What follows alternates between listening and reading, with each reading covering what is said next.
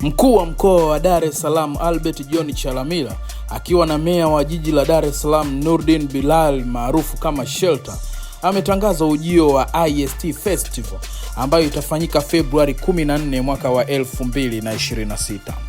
Chalamila amesema kupitia tamasha hilo zaidi ya shilingi milioni 100 zitatolewa kama zawadi. Kwa upande wake Shelter amesema tamasha hilo litakuwa na burudani mbalimbali ikiwemo show za wasanii wa muziki wa Bongo Flava na Singeli.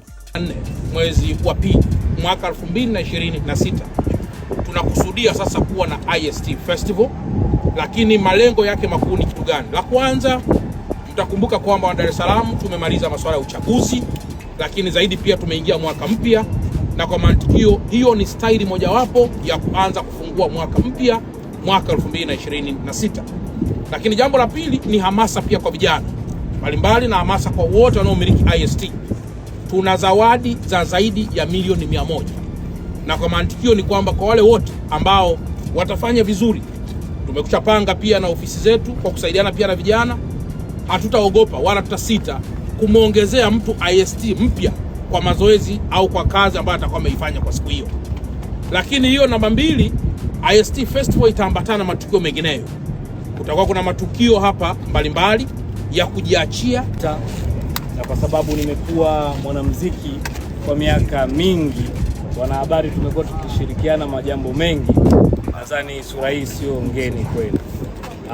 Leo nimesimama hapa, niko na kaka yangu Albert Chalamila, mkuu wa mkoa wa Dar es Salaam, kwa information ndogo tu, kwa sababu tutakuwa tunakutana kila mara kuupdate hili jambo.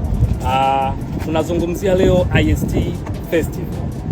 IST Festival ni festival ya kitofauti.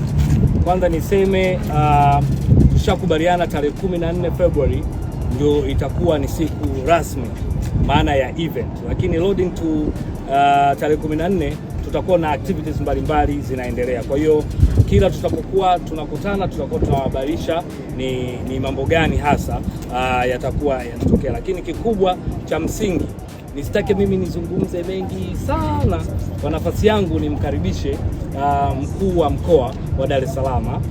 Mimi nikiwa mstahiki meya wa jiji, lakini mkuu wangu wa mkoa yuko hapa, yeye atazungumza juu ya hii IST Festival, tumejipangaje, tunaendaje, na kwa maswali mawili matatu tutawakaribisha baadaye. Karibu.